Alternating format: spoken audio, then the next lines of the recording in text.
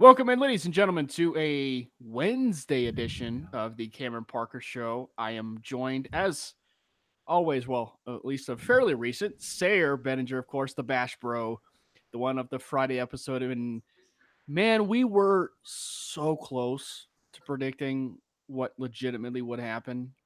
I mean, Mm-hmm. we were so close. I mean, we certainly had all those hot rumors happen with obviously the two signings that happened and then the Broncos circling back and then being like, hey, you know what? We're going to reopen talks with Matt Paradis. And that's when I was just like, what? Mm-hmm. Right. Because that was like the Yeah. final end prediction that I had, which was they're going to bring back Matt Paradis. They're going to re sign Juwan James.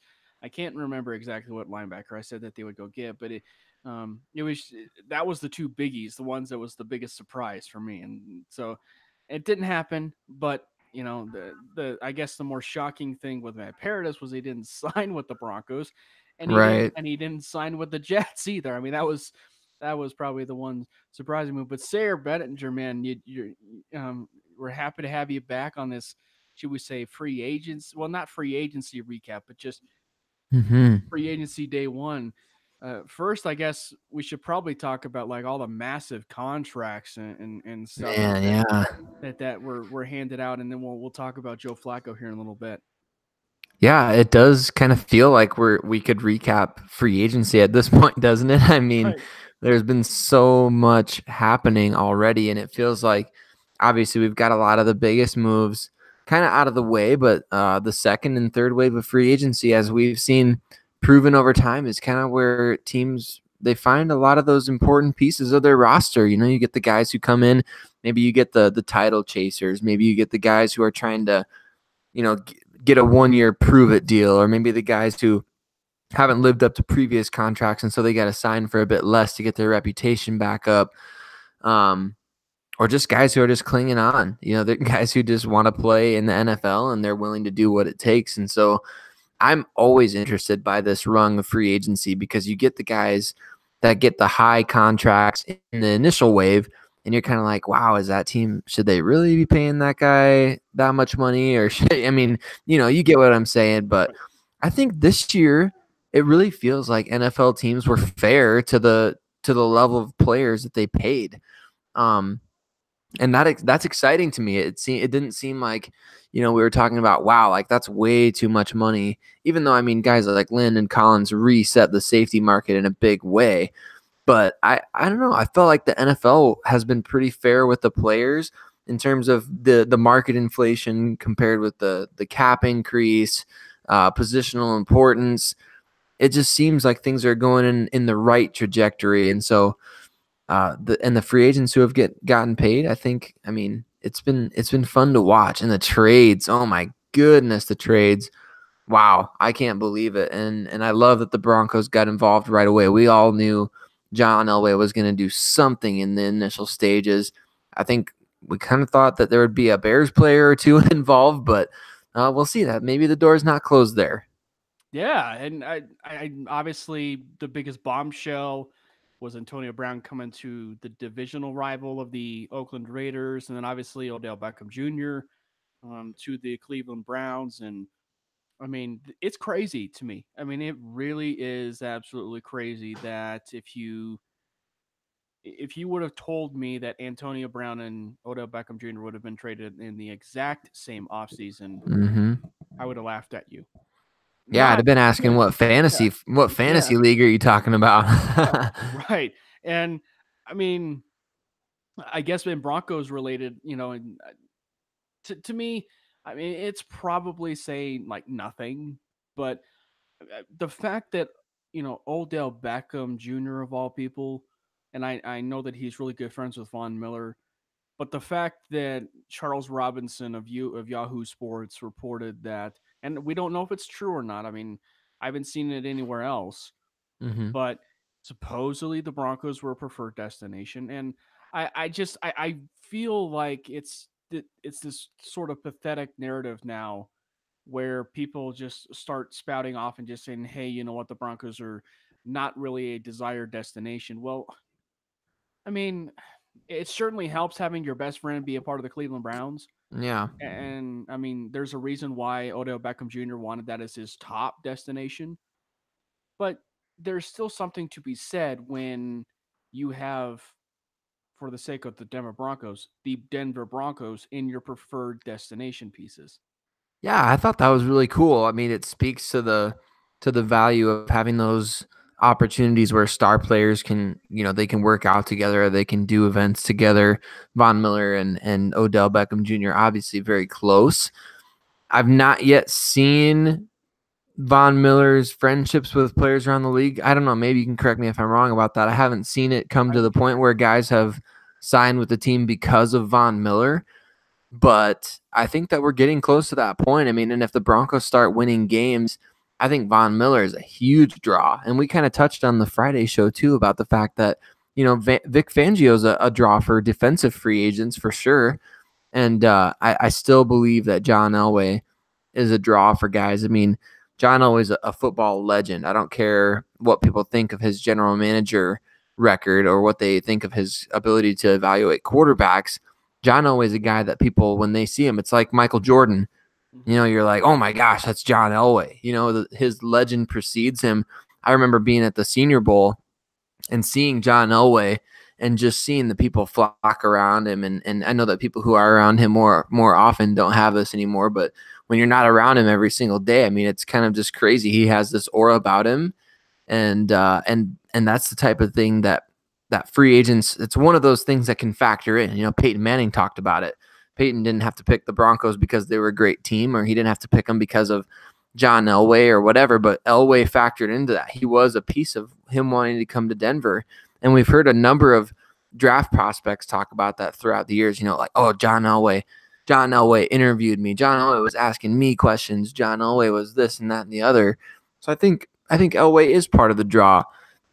But at the same time, I think the bottom line is this: free agents will sign where the money's at, Yeah. and that was proven with the proof is in the pudding there with Kareem Jackson and Jawan James. Yeah, no doubt. And I think those were the two moves that we were really really interested in. Just as far as the simple fact that, I mean, we kind of figured they were going to go defense. We kind of figured that they were going to go offense, but therein lies the issue that, okay, are we looking at, say, an offensive lineman? Are we looking at a tight end? Are we looking at a wide receiver? And then on the defensive side of the ball, are we looking at, say, a linebacker, a corner? And I think that they probably wanted a linebacker, is my guess, in the first day Mm-hmm. of free agency. That's kind of my guess, is that they wanted one. But when you get ridiculous deals, and here's where we're talking about the ridiculous deals, like to Quan Alexander, who I think is a terrific linebacker. I think he's a great linebacker. But you do have that pause when you give a certain contract like that to a linebacker that was coming off of an ACL, Mm-hmm. and in consideration to the contract that CJ Mosley got with the New York Jets. So that probably turned a lot of teams off, and obviously it turned the Denver Broncos off. Mm-hmm. So I think that that's sort of just those two guys, just sort of refocus their attention to the particular corner market. And then it just became, well, who's the best capable guy out there? And they went and got maybe the best sure tackler or best pure sound tackler, and maybe a different breed of cornerback, should we say, Mm-hmm. and Kareem Jackson. And that was a guy we really didn't talk about at all, um, as a potential fit. I mean, I think he was a fit, but I mean, as far as players and just the whole discussion, you were sold on it off of a piece from Jeffrey Easery, or is it Essery? I hope I'm I think pronouncing it's that. Essery. Yeah. Yeah. Over at Mile High Report, you were sold on the idea. Yep. I mean, I think that just purely his versatility was something that I think when was probably at the end of the day is what sold the Denver Broncos. But yeah, they addressed the offensive line, they addressed right tackle too, which James. I mean, both those moves I thought were pretty impressive when all was said when all was said and done for the most part in the first wave. Yeah, I thought so too. I think the initial move to go get Kareem Jackson. Now that was it was definitely the position that everyone kind of thought. Are they going to go with Bryce Callahan? Are they going to go for somebody like Ronald Darby?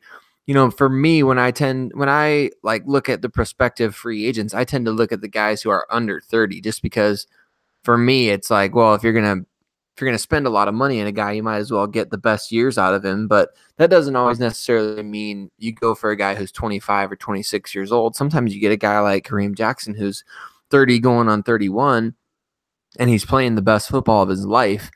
And so you get him on that 2-year contract. I think that that's an okay thing. And so just looking at the breakdown of his deal, I think the Broncos got a steal. You get him for $6 million against the cap this season, and then you kind of get to pay him the bulk of the rest of his money next year. So really they're paying him on a 2-year deal, and then they're saying, hey, we'll bet $3 million that he's good enough to stick with us for a third year. I think that that's a really fair, really solid contract for the Broncos, and I love the player, especially after Jeffrey's post. I think that was the selling point for me. Is I hadn't, like I said, I evaluate mostly the guys who are under 30 hitting the free agent market, just because unless there's a superstar that hits the market, like a DeMarcus Ware back in the day, unless a superstar like that comes to the market where you're like, oh yeah, that's a no-brainer, we need to add that guy. I'm not really looking at the big investments being the 30 plus guys, but that doesn't mean that it's the wrong move. And I think Denver found a guy who's physical. Watching the tape of him over the past week or so, since Jeffrey's post kind of brought him to light, just watching the tape of Kareem Jackson, I mean, the quickness and the reactive speed, boy, are they still there. So he's a hard hitter. He plays multiple positions. And the Texans relied on him to do a lot, even though their defense last year, they struggled at corner quite a bit, but they moved him around to safety. They can move him to the nickel.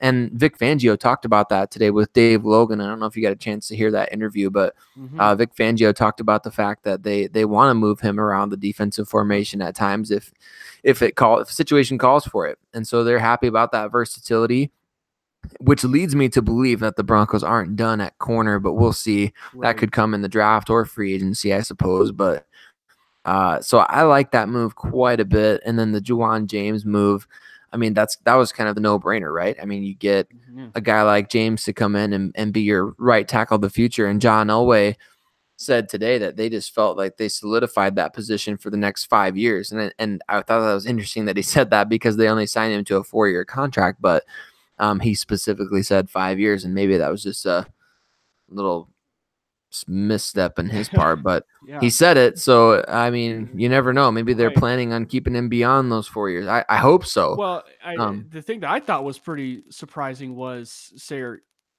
It's a different conversation for a different day, but I mean, I don't think he was also, because in the Broncos TV, I mean, he said in the caption, I think he said they have the tackle spot that they at least can grow with for the next few years. Yeah. That to me said, it's a different conversation piece, but that to me said that they're pretty comfortable knowing the development with Garrett Bowles with Mike Munchak. That was one of the biggest takeaways with me, and obviously there's obviously a lot of critique on Broncos country Twitter and what have you with Garrett Bowles. But yeah, Garrett Bowles, I mean, having your at least youthful side on the left side and right side and the ability to grow together, that's rather appealing. Yeah, I'm thrilled by that. Absolutely thrilled by it. I think that the combination, like you said, especially with Mike Munchak leading the way as that position coach, I think that they did a great job there. You've got 2 young bookend tackles, which the Broncos haven't had since Ryan Clady and Ryan Harris. And think about that. I mean, that was a long time ago that they put those 2 together. But that injury to Ryan Clady really killed a lot of John Elway's hopes. And I guess they did have Clady and Orlando Franklin after Clady and Harris. So before Clady's injury, that was supposed to be the duo. And I have no doubt that if Clady hadn't injured his knee, I think he'd still be playing today. But those are tough injuries for linemen to overcome. But anyway, so I think that you've got, like you said, could be a conversation for a different day, but I love the grouping that they have there. You go get Mike Munchak, first of all, that's going to be huge for Garrett Bowles. Second of all, you get a bookend tackle like Jawan James, who's proven he can be a very good player in this league. I wouldn't say he's, you know, Lane Johnson or anything out there, but he's a really, really good right tackle. And the Broncos paid him. I mean, they reset the right tackle market by paying him, and that's what you got to do. We talked about that on Friday as well. If you want guys in that first wave of free agency, you have to be willing to reset the market. And so I think that, I think this is such a good deal for the Broncos, and I'm excited to see how it all works out. And obviously, if we were banking on two free agents that were going to be Denver Broncos, it was either Adrian Amos or it was going to be Jawan James. I mean, they paid a pretty penny for Jawan James, but at the same time, as you and I alluded to on Friday, the connections were there. I mean, Mm, you don't have to be a math whiz, or should we use that phrase in Twitter terminology, source whiz, right. to to actually understand that there were plenty of connections with with Juwan James. I mean, like we said on Friday, Chris Cooper, the assistant offensive line coach with the Miami Dolphins, or should we say former assistant coach with the Miami Dolphins, coached him up basically his entire career. Then he Mm-hmm. goes to the Denver Broncos and gets hired for that exact same position. And oh, by the way, we hired arguably the best offensive coach, maybe even the best probably the best offensive line coach. I know the Patriots offensive line coach gets a lot of pub, but Yep. I mean, maybe the best offensive line coach as well as maybe the best offensive coach in the National Football League.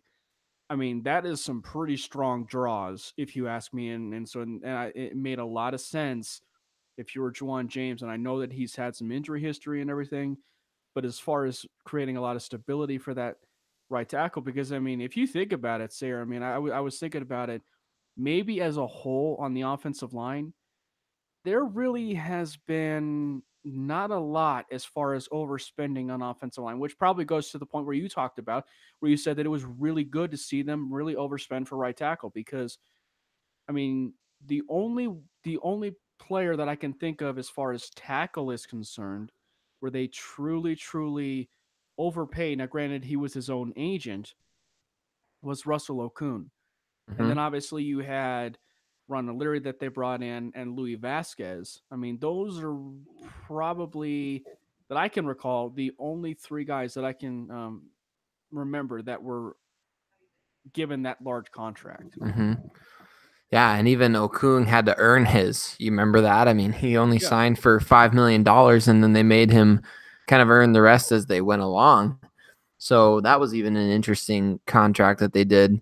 I think prior to this one, the biggest one that Elway's given out is probably Clady back in the day, and then Ron Leary. So yeah, I think you're right. It's just you don't see it every single year, but when the Broncos identify a target on the offensive line, they certainly go all in. So we've seen that a couple of times. The first wave of free agency always gone for alignment, and I think that this time they've got some pieces that can really stick up front there.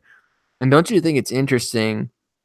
I think before free agency, we would have all agreed that the Broncos' top needs on this current roster, as constructed, were quarterback, right tackle, and corner.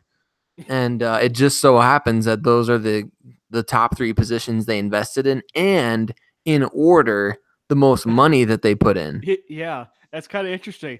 And I mean, there and probably if we were to go by biggest question mark, it would be Kareem Jackson because then there's that big Yep. question mark as far as well, what position will he be? So, Yep. but still, I mean, they announced it. I don't know if it's true or not. Obviously, Vic Fangio said that they're still trying to figure out the particular position of where Kareem Jackson's going to go. But I mean, just the strict versatility or just even the corner part of Kareem Jackson.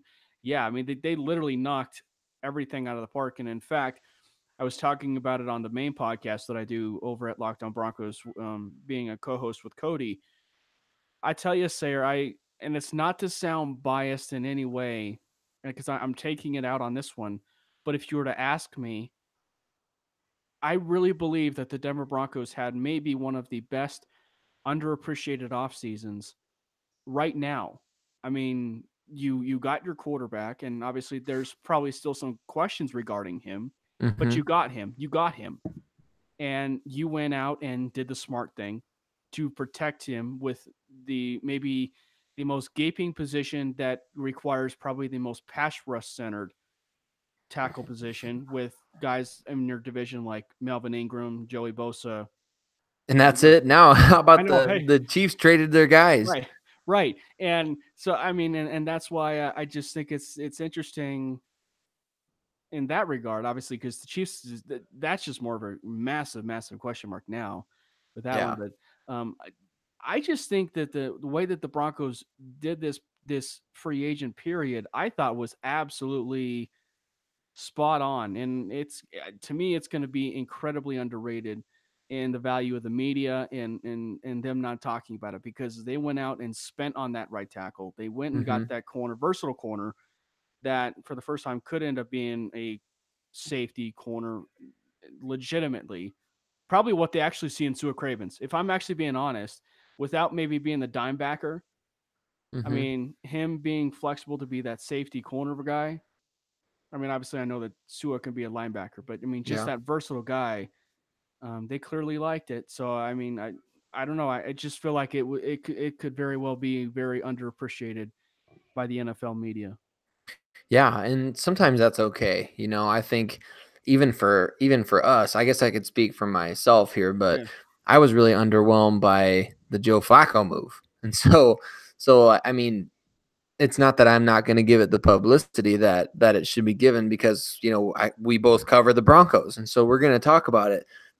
But I think that the majority of the national media is probably thinking the same thing a lot of us Broncos fans are thinking about Flacco coming in is that, well, he's, his best years are behind him, and he's got a championship, but that's all way in the past now. And who knows how it's going to work out, but I'm not betting on it. Well, I think listening to John Elway and Vic Fangio today and their confidence in this move, John Elway said that even at 34, he feels like Joe Flacco's going into the prime years of his career. That was the eye popping comment for me.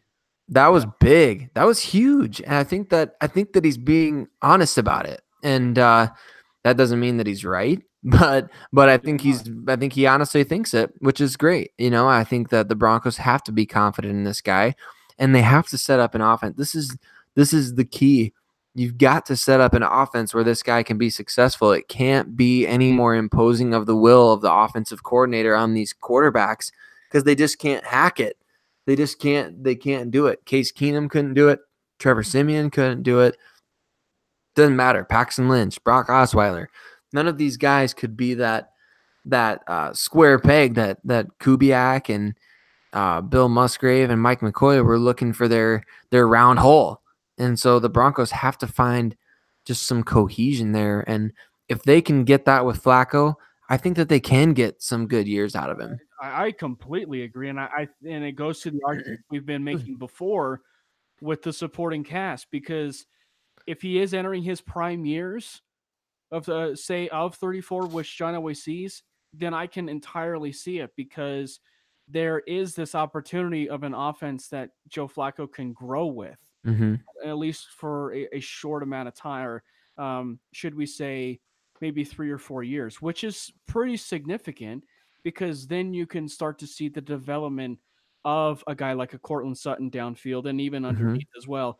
And then you go into you've obviously brought back Emmanuel Sanders, who goes to all the aspects of a field.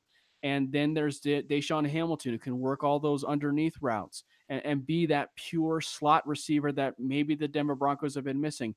And then you have the wild card in the mix with Tim Patrick, who rose to a lot of the bigger occasions and games, last year. So and there may be a potential signing of a wide receiver in free agency, or maybe they go into the Mm-hmm. draft. So there's a lot of growth at the wide receiver position. And then, oh, by the way, maybe the largest position that he maybe never had in Baltimore. Because, I mean, he had a steady running game with just one guy, really, with Ray Rice.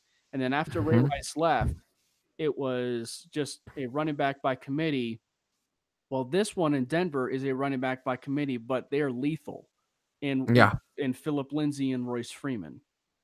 And I think one of the cool things too that I'm excited to see, and I hope we do see this, is running backs getting more looks out of the backfield as receivers. That's something that I know the Shanahan offense can do.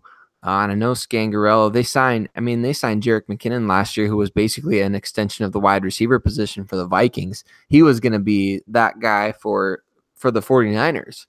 And so I really hope that we get to see more of what Lindsey and Freeman and Booker and whoever else. I hope the Broncos draft another running back because this is a pretty fun class. But I'm excited to see what they do at that position in terms of catching the ball because Flacco, yeah, he can sling it down the field, but he's also, he can also, we saw it with Ray Rice. We've seen it with how many backs over the years. He can get the ball to those running backs out of the backfield. And honestly, I think I've taken that for granted because we've been so inept in that regard over the past few years at just getting the ball to backs out of the backfield. I don't have an official stat by me right now, but I would be willing to wager that the Broncos have been one of the worst teams in the NFL since Peyton Manning retired at getting the ball to running backs in the passing game. And that's such a huge part. That's such a huge extension of your short game, and it challenges teams, and it's something the Broncos haven't been able to do well at all. So I'll be very excited to see how they incorporate that. The other question is, and it's a large one, and Graham Tika is chiming in on our show, and the real question is, are they done? I mean, Mm, in free agency, I mean that's kind of the question that always gets asked, right? You enter the tampering period, which is, if we're being honest here, it's literally the unofficial kickoff right. to NFL free agency. So I mean, do you enter all these phases now? I mean, are they done? I mean, I don't think they are, and now I don't know if that includes re-signings or new players. There'll probably be some new players, but there's also going to be, I think, maybe one or two re-signings in there as well. But I mean, I don't know. I mean, I don't think they're done, Yeah. but I mean, I honestly No, don't think they're done.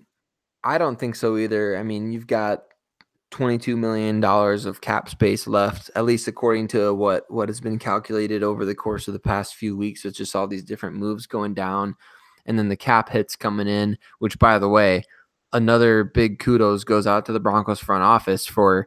I don't know if everybody was able to see my tweet earlier, which is, you never know. There's so much going on, Right. but I tweeted out that the Broncos saved 14 million in the trade for Case Keenum, or the trade of Case Keenum, and they got Kareem Jackson and Juwan James for 2019 cap hits of a combined 14 million. So Hmm. 6 million for Kareem Jackson, 8 million for Juwan James.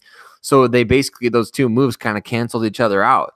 And Yeah. then obviously you bring in Flacco at 18.5 million, and so the Broncos had probably close to 40 million in cap space going into the offseason to play with. And you figure in that Flacco move there, and so it's just there's definitely room for them to do stuff, and with the cap space that they have in the future here next year, I think it's like 80 million right now. There's not a lot on the books for next year, so what they can really do is they can get guys to come in on these 2 or 3 year contracts that are, even so, say it's a 3 year contract, it could essentially be a 2 year contract with the majority of the guaranteed money coming next year, and then even spreading it out a little bit more to that third year, and just kind of giving yourself options, because the Broncos, they don't have a ton of space this year to fill as many needs as they have, but they also have the draft, and they also need a little bit of flexibility on the cap. So if you figure they could make maybe 2 or 3 more solid signings, I think that would be reasonable. I just don't know how spread out it's going to be. Right. I don't know. Yeah, and obviously there's just the signings that happen after the draft, right? So I Yeah. mean, you also would have to factor that in, and does that include a guy like a Domata Peko? But I mean, I, I think for me the interesting one would be, what position do they target? because that would then tell us maybe the positional need that they go after, maybe at pick 10, which I mean I think is yeah, I think personally, I think that's a little bit overblown just because we all know with John Elway that the 10th pick is more than likely going to be best player available. And, Hmm. and in my honest opinion, if I'm sitting right here on March 13th, I think they stay at 10 and they draft their guy. I don't know who it's going to be, but I think they draft their guy at 10. Um, Yeah, I would agree with you on that just because this draft is so deep on defense, and you do have a couple teams in the top 10 who are probably going to pick quarterbacks. It could be the Giants and the Cardinals and maybe the Raiders as a surprise team. I don't know. I get the feeling, I get the sense more and more that the Raiders are going to stick with Derek Carr, but I mean, you just never know. John Gruden's done he's done so many weird things that I wouldn't be surprised by anything at this point. But I do feel like there'll be at least a couple teams in the top 10 going for quarterbacks. And that pushes a deep defensive line and edge class down to Denver. And I don't think they're going to be in the market for an edge at 10 necessarily. But I mean, would you pass on Ed Oliver if he was there? I mean, it's the I don't know. Bradley Chubb effect. It's the Bradley Chubb It effect. I is mean, yeah, exactly. yeah. I mean, like, did we really need Bradley Chubb last year? I mean, really, in a quarterback class of Josh Rosen, Baker Mayfield, and Sam Darnold, and Lamar Jackson, and Josh Allen, Hmm. did we really need Bradley Chubb? Right, right. And like John Elway said afterward, I mean, in their own mock draft scenarios that they did in house, they had zero scenarios that involved Bradley Chubb falling to five, which I think is interesting because what happened in our predominantly orange Yeah, staff mock draft the like night yeah, before, it was crazy and but just that one shake up in the top 10 that you don't expect, that one unexpected thing. If that happens and all of a sudden you've got this guy that you're like, wow, we had this guy graded in our top 3 and here he is sitting at 10. I mean, that kind of crazy stuff happens in the NFL draft. It just does. So you never know what to expect. And I think for the Broncos, you've got a chance there. I know a lot of people. This is the most frustrating time of year because if you want to talk about something on Twitter, you could be like, "Hey, I think the Broncos will take this guy if he's available at 10." And every time the response is, "No, he's not going to be there at 10. He's going to be gone. He's going to be off the board." And it doesn't matter what yeah. player you're talking about. Is like, "Oh, he's not going to be there when the Broncos pick," so it doesn't matter. It's Or just or like, or okay, or, well, or he'll be there in the later, like in the later on the first round. So you guys can go ahead and trade. We can trade back and go get him later. yeah, Yeah, yeah, yeah. yeah, Exactly. It's kind of frustrating. I mean, you can't really have a discussion on Twitter anymore. It's always got to be well, we could take him at this point, or it's never about, well, this is yeah, here's the fit of this guy, or here's what this guy would bring to the table if we did draft him. But I don't know. I just don't think the Broncos are going to be reaching for, yeah, especially in the top 10. John always not dumb. He's going to get a blue chip guy. I don't think they're going to take a quarterback though. I just have a gut feeling about that. I don't have any inside information on that, but I think what the Joe Flacco move says to me is that they're not taking quarterback because that's a 3-year deal, and I think that Elway, as much as he has shown interest in Drew Lock, I think that his guy was probably Justin Herbert, and that's not happening. So they may be looking forward to next year. As difficult as that is to do, I think that they draft a quarterback at some point, but not in the first round. yeah. And I think that one of the positions now, Graham did mention KJ Wright as a potential linebacker option. Mm-hmm. Um, I think he is. I mean, he's still out there. Uh, and obviously, the question you talked about it, he is under 30. He is under 30, but I think he turns 30 during the regular season. Mm. But as I talked about in the article, I think it is the right decision right now. But as I also said, there's also a very top heavy draft at linebacker to where they can go younger at linebacker. So, I mean, they could go KJ Wright, which I think at this point in free agency could be the right decision at Mm-hmm. linebacker. But also, you have to factor in, well, did Devin White play himself out of the hands to leave potentially Devin Bush on the table at 10? And it sort of transitions into the point that honestly might dominate a lot of it, because it's a conversation that was had on Twitter that honestly I think needs to be had, because if it's a once in a generation player, if he's a once in a generation player, and I truly feel that this guy is a once in a generational player. And it's sure he went to a Big Ten school, sure he went to Sayer's favorite school, but if TJ Hawkinson is there at 10, and I mean I would be perfectly fine if they got his other teammate Noah Fant, but if TJ Hawkinson is there at 10, and more than likely he will be, at least right now, I would not flinch and take him at 10. Just my Hmm. opinion. Just my opinion. Yeah, I mean, we saw a couple years ago what happened when the Broncos prioritized Garrett Bowles over OJ Howard. Now I know OJ was off the board by the time the Broncos actually ended up picking just one pick before, but you don't think they could have traded up, Yeah. two spots to get him. So they obviously didn't want him bad enough, and I think that was kind of a mistake. I mean, I love Garrett Bowles, and I think that now the situation that we're in, I think he's in a good situation with Munchak and everything.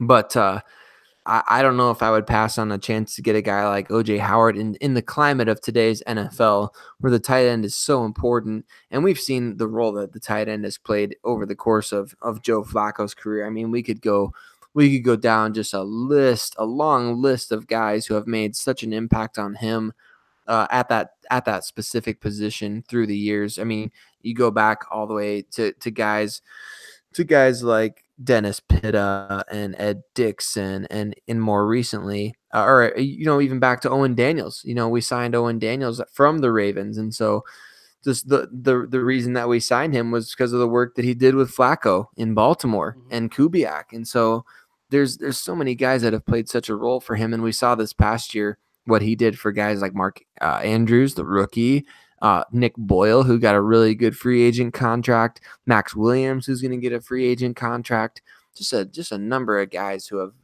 elevated Joe Flacco and have been elevated by Joe Flacco. And so you circle that back to TJ Hockenson, who's the most complete tight end in this class, no doubt.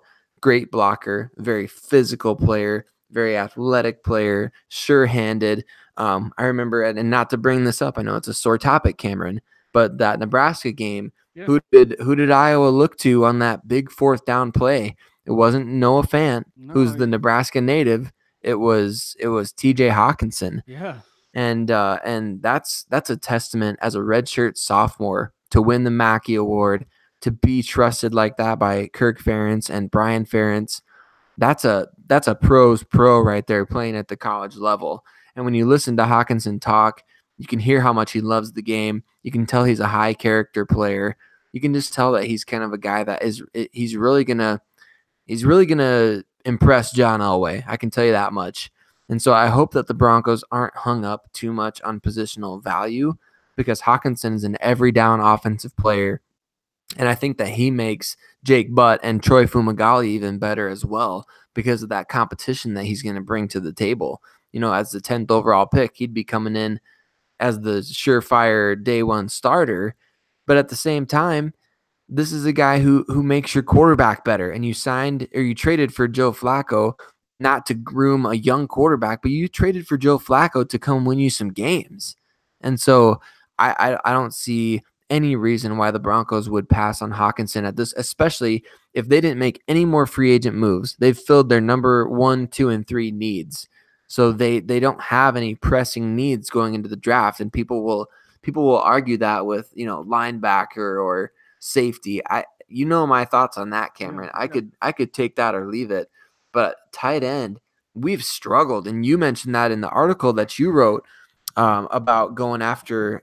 It's been Eifert and a couple of guys in free agent, and Evan Ingram. Yeah. You've mentioned it a couple of times, and I think that the key there is that we haven't had that presence, especially as a pass catcher.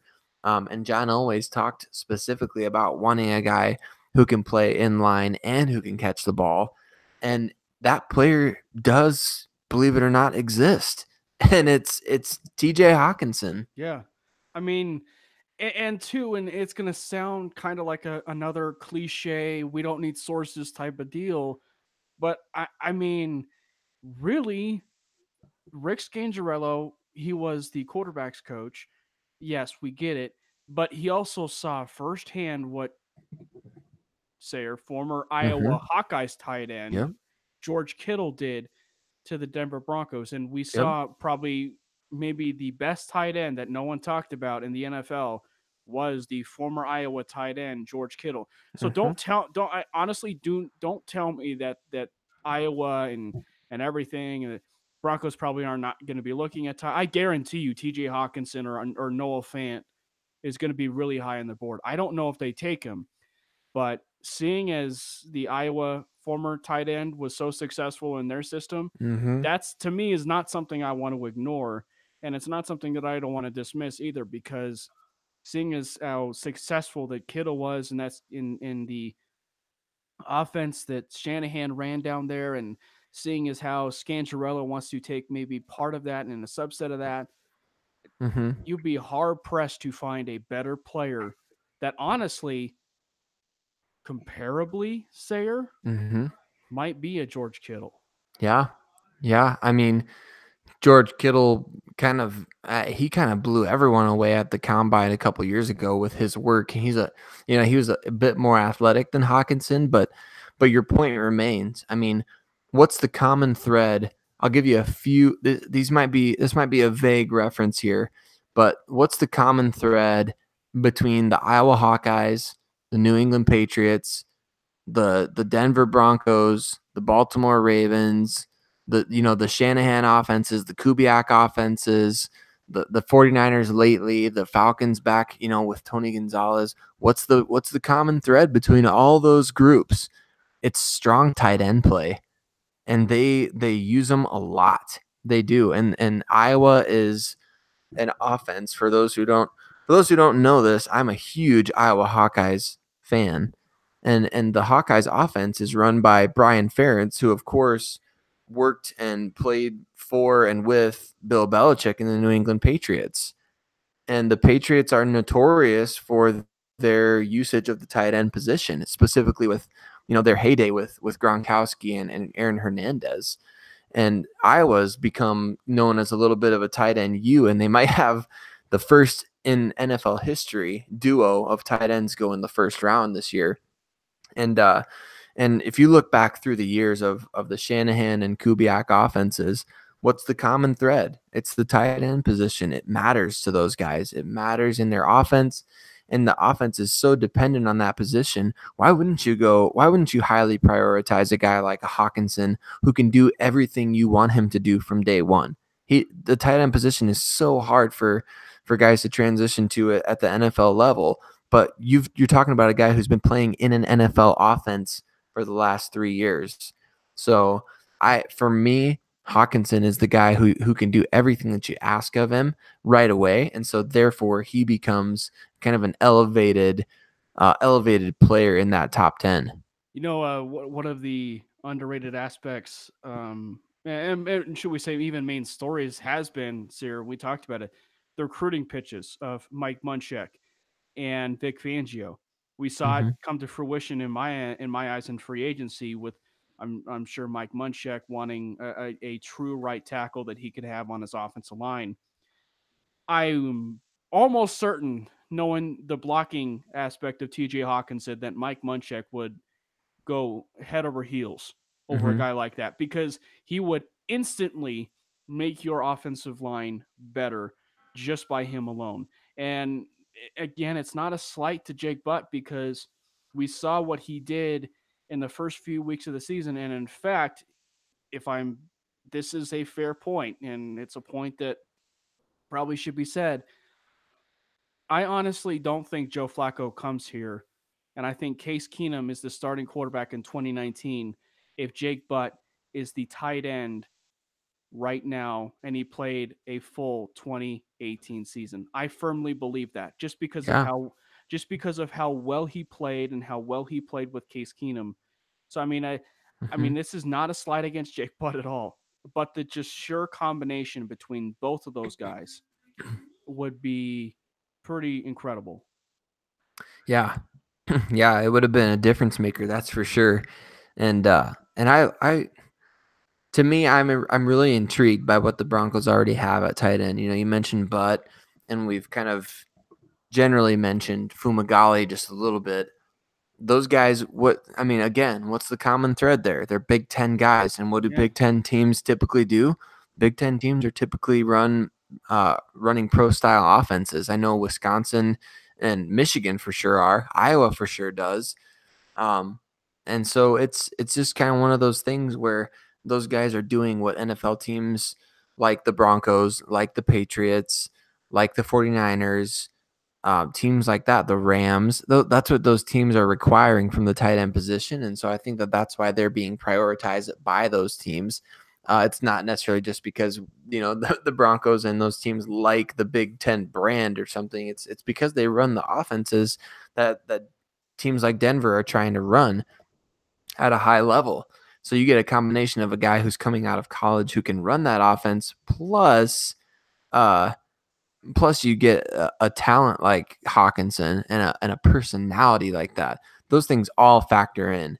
And so then Hockenson to me is just a coach's dream and a Yeah. general manager's dream because he's a clean prospect, no injury history really, just a great kid, good head on his shoulders, motivated, smart, plays multiple positions. And by that, I mean Hawkinson can play inline and he can play that Y position that so many tight ends are being asked to do.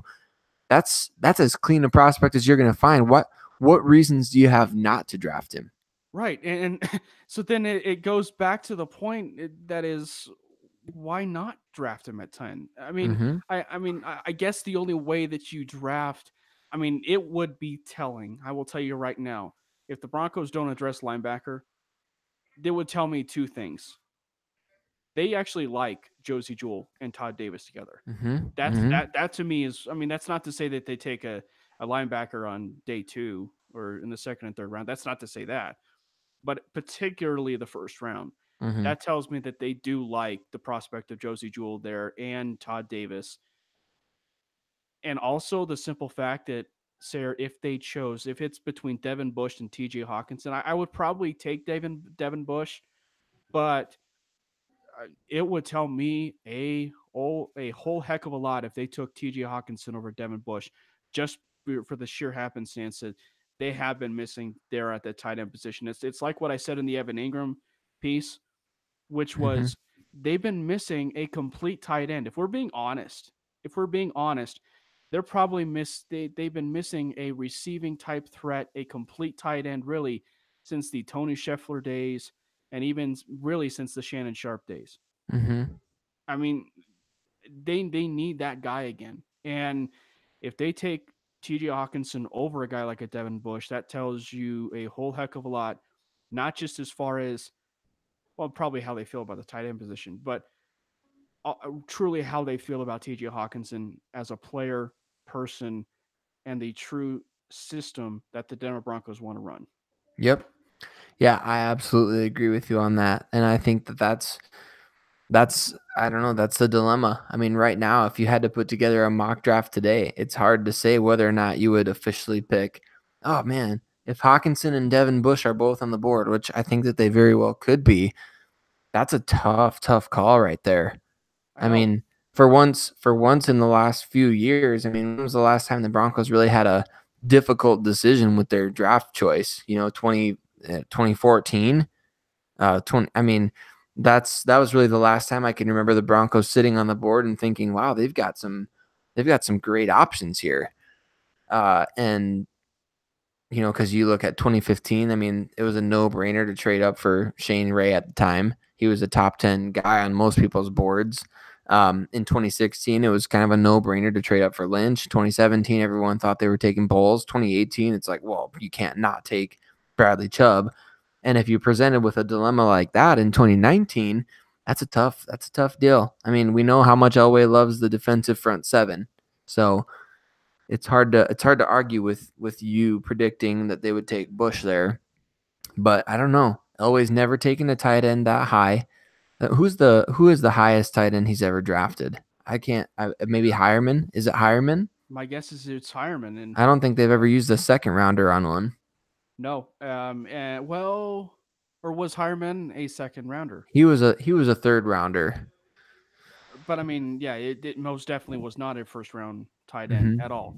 Yeah. And and obviously we understand it's a very deep tight end class. You can miss out on a guy like a TJ Hawkinson or a Noah Fant for that matter, and it's not the end of the world. I mean, you could even get, if we're talking connections, you could even get, the guy. It's probably a small connection, but I mean it's a connection Hmm. nonetheless. You Hmm. can go get Irv Smith Jr., who, as Sayre pointed out, his dad was a tight end that was drafted by the New Orleans Saints, and oddly enough, the linebacker coach with the Saints during that particular time was Vic Fangio. So, I Hmm. mean, there's certainly those connections, and Irv Smith is another impressive tight end. So we get it that if you miss on a tight end at 10, it's not the end of the world. Will we potentially be a little upset that they passed on a guy like a Noah Fant or TJ Hawkinson? Sure. But, I I mean, got another fun connection for you too. go ahead. I don't know if people have thought of this one either, but so this is going to be super super out there again. I mean, just like the Irv Smith one, it's kind of way back. You know, you Yep. got to go way back. But so think about Vic Fangio, who he's worked with a lot through the years. Obviously, the one big name that comes to mind is Jim Harbaugh. Jim Harbaugh, he hired him at Stanford, and then he hired him with the 49ers. And before he was even hired at Stanford, Fangio worked for John Harbaugh in Baltimore. He's very connected to the Harbaugh family. And who does Jim Harbaugh coach right now? Michigan. Yeah, Chad Gentry. Yep. And who's Michigan's team captain? The guy who I think their defensive coordinator. I don't know who he is, but he made a mention that he's never seen a player like Devin Bush. And so He's basically Devin White, just shorter. right, right. So you think about a guy like that, and what Vic Fangio has really prioritized over the years. I'm planning on writing an article about this as we get closer to the draft, but Devin Bush is kind of that ideal combination of like a Chris Borland size wise, but a Patrick Willis in terms of his measure, like his speed and his athletic ability.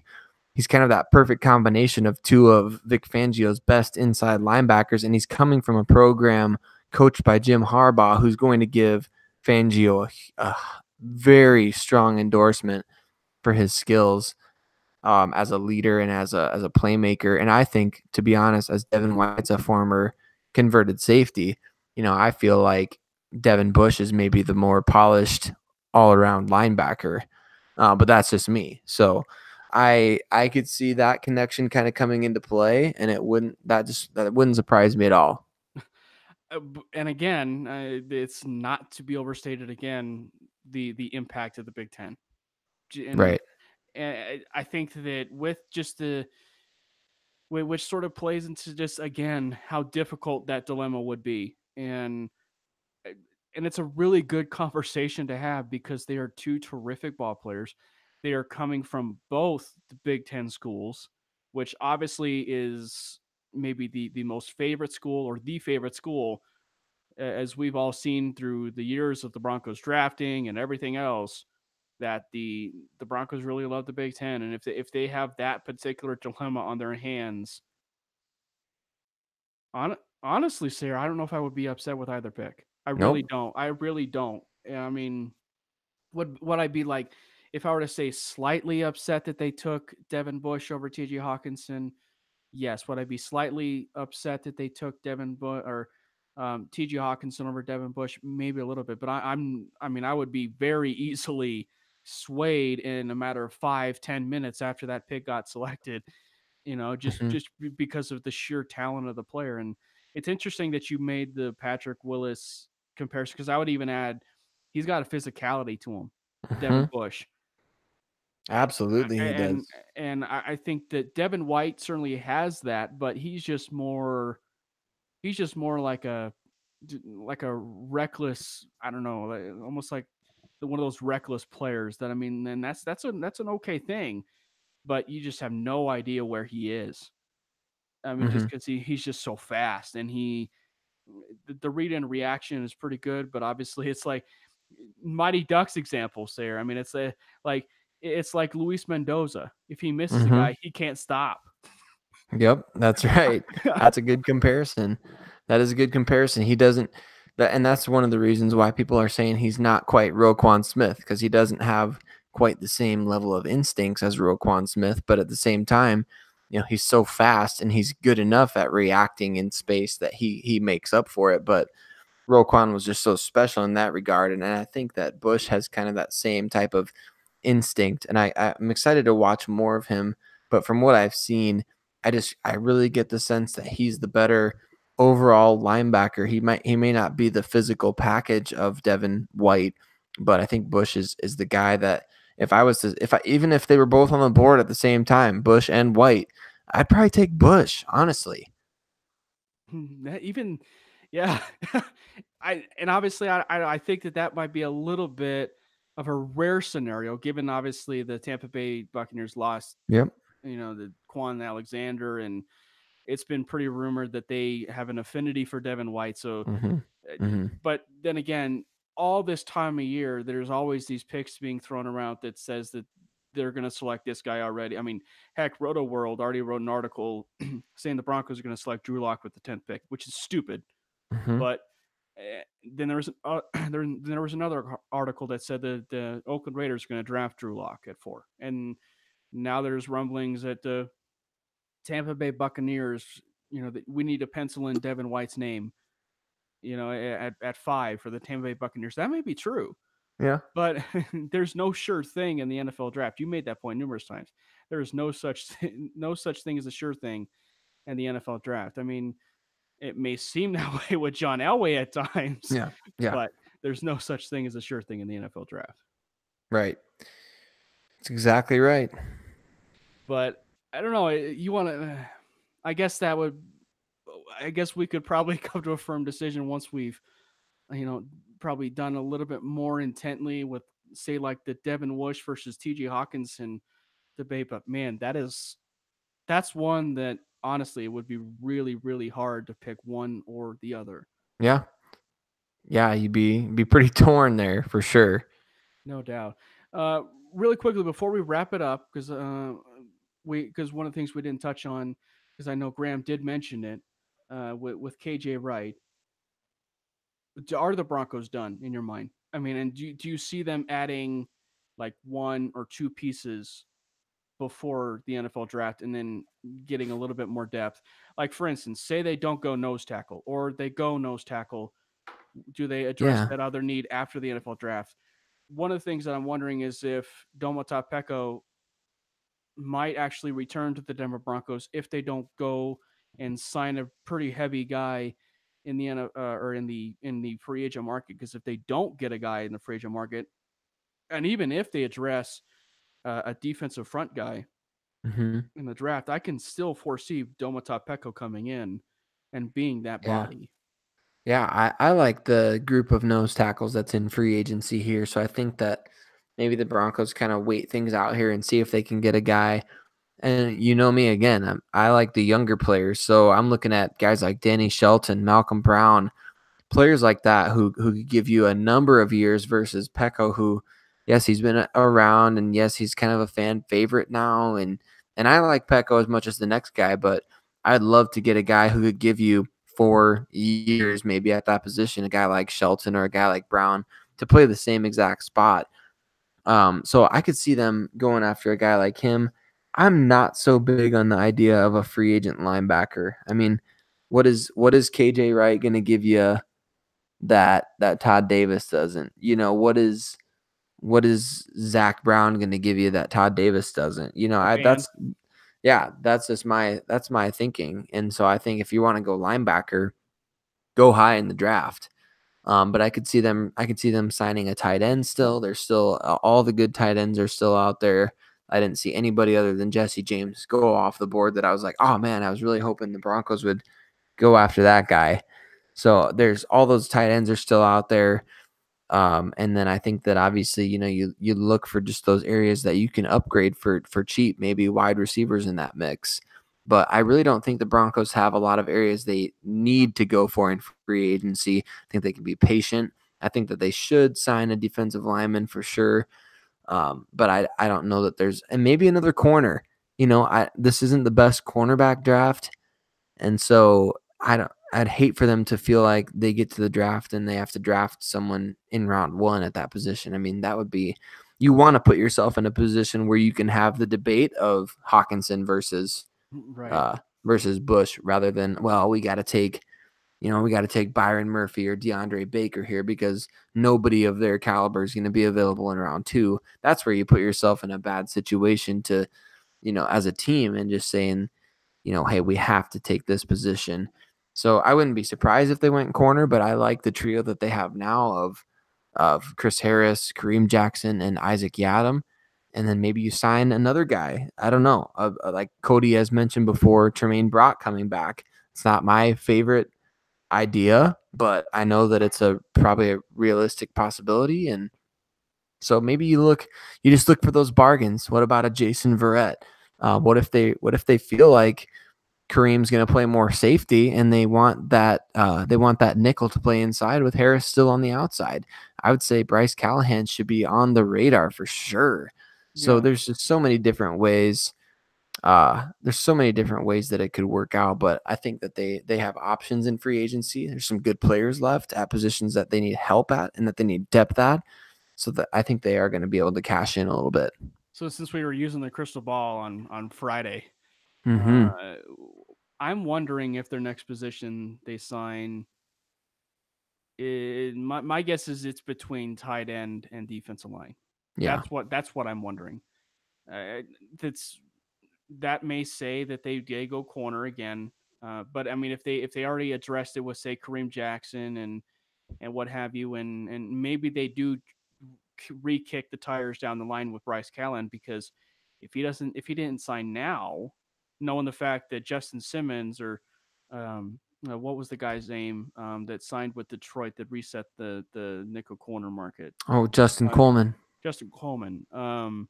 He reset the nickel market with signing with the Detroit Lions. That maybe knocked his stock down a little bit. So is it possible that there could be a much lesser deal that the Broncos could potentially sign Bryce Callahan a little bit down the road? I don't know, Maybe. I don't. I'm not saying that they sign Callahan, but I think that we could see a tight end, and I want to drive this point home till the cows come home. I want to sign a guy like a Tyler Eifert, not because he's got the injury history, and I've been getting that all throughout on my Twitter feed. Well, he's got all this injury history, and why would you want to sign a guy that has an injury play career, and and it's just like, well, I just told you that it doesn't take you away from drafting a tight end high, whether it's Mm-hmm. a TJ Hawkinson and what have you. So I mean, it's a very high risk, high reward type move. So I would be 100% on board with a guy like a Tyler Eifert. And I don't know. I feel like they just.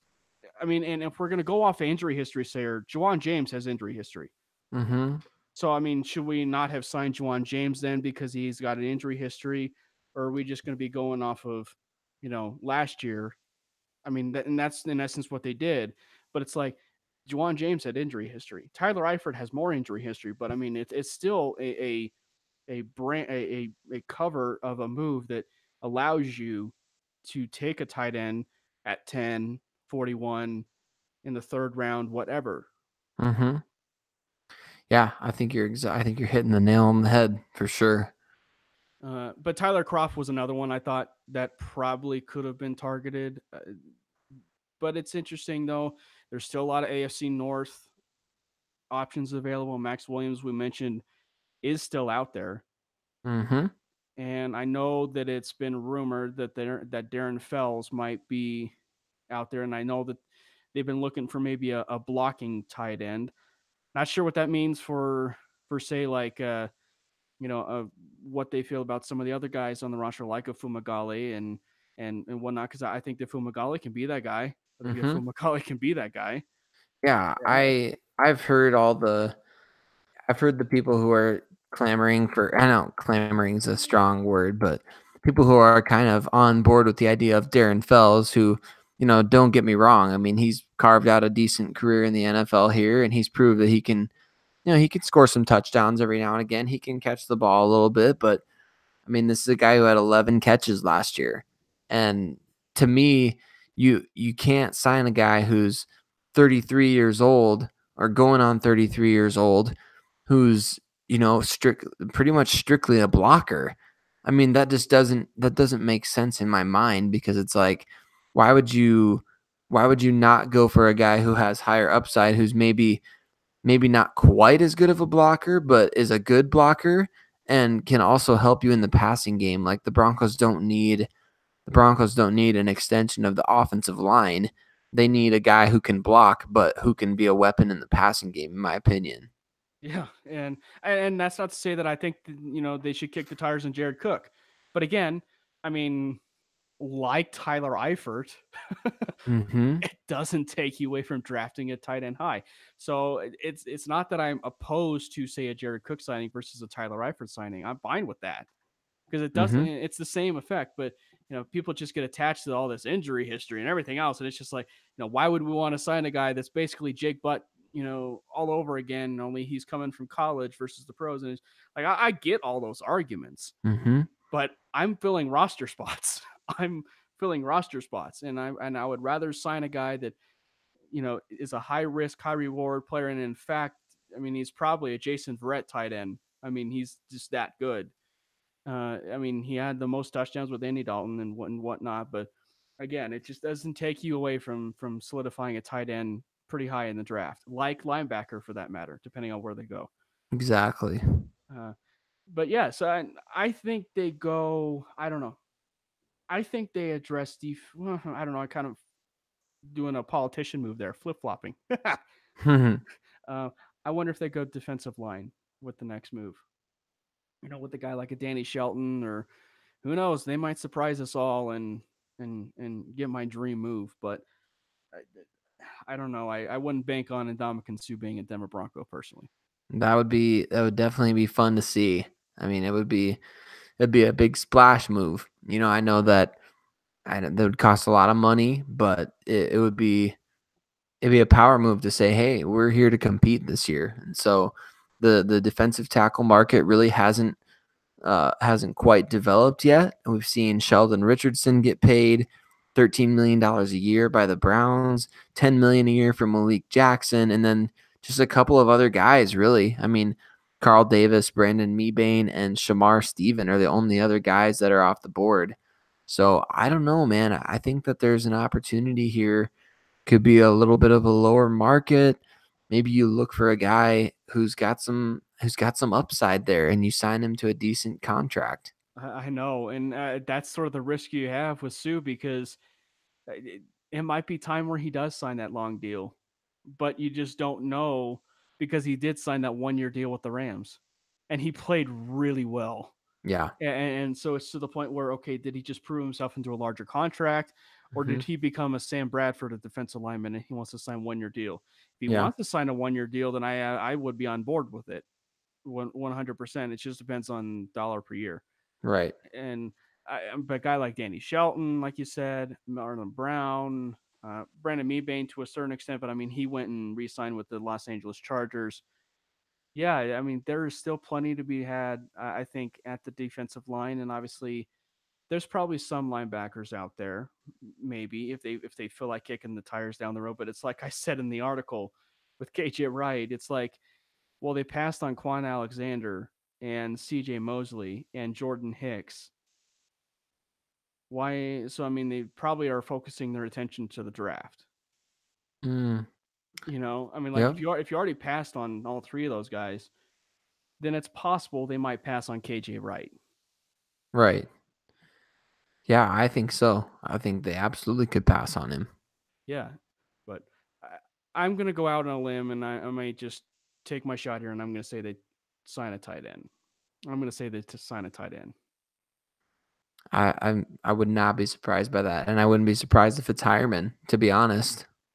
Yeah. So what? Before we go on it, what is your potential deal with him? I mean, like, because seeing the deal that a guy like a Tyler Croft got, Right. like, and this and whatnot, is it possible that they do get him to say a lesser deal, or are they looking at a guy that is going off of the potential off of last year? Because I know that for Broncos country that is listening, I hope you all remember that Jeff Hireman is an exceptionally talented tight end. Hmm. I mean, I don't think you and I talked about it a lot. I don't think people realize that. Yeah. And I mean, we saw a lot more glimpses of it this last year, shedding blocks and being incredibly tough to bring down, and really utilizing his entire skill set from his healthy Ohio State days, where he Yeah. just really wasn't utilized. I mean, I think you offer Hireman a 1 or 2 year deal, and you give him the roughly 6 million average that these players are getting out here. Jesse James, CJ Uzama, Tyler Croft, Dwayne Allen, or not Dwayne Allen. He's getting 3.25 million per year, but you structure it in such a way that you can get out of it after a year with a minimal dead money hit, and also get it for a low cap hit this year, and just try and bring back a player that you feel confident in, but who's got that injury history. So you need to protect yourself. Um, I think Hireman's going to have a tough time finding a multi-year deal out on the open market, but I hope the Broncos at least make an offer or a counter if it's within a fair price. But I think it has to be that prove it deal. Yeah, Graham's saying Jared Cook. Graham Go likes out. Jared Cook. Yeah, Graham likes Jared Cook, and I wouldn't be mad about it. It's like what I said. I mean, I would not mind Tyler Eifert at all. I would not mind Jared Cook at all because it does not take you away from a tight end. Mm-hmm. Sarah, man, it was great having you on, and I know Yeah, that it's fun. I I know that love it. I know I'm dealing with the what do they call it, the bomb cyclone. Oh yeah, the big Yeah, blizzard. yeah, the big blizzard down The here. day after tomorrow. The day after tomorrow. Well, maybe not quite that, but but yeah, at least I was able to keep an internet connection, keep the TV going, keep having the ability to work from home, which is always nice. That is. It is always nice. But Sarah, man, it's always a pleasure having you on, and we'll see if we can get you on here sometime soon. I know that fans were wanting us to do a free agent special together, and we'll see what we can do to maybe bring another one, or maybe bring on another guest to make it a trio. We'll see what happens. But as always, man, it's a pleasure having you on. Absolutely, Cam. Thanks for having me, man. Yeah, and you guys can follow Sayre at Sayre Bettinger. You can follow myself at Cameron Parker PO, as well as the show handle at CP_show. Thank you guys very much, and I hope you guys have a safe drive home. If you guys are listening in the state of Colorado, a safe drive home. Do not go out on the roads. I know it's 9:45 at night, but don't go out on those roads this late. I mean, stay home, grab some hot chocolate, maybe watch some Netflix and chill. You guys are listening. You guys are listening to the Cameron Parker Show.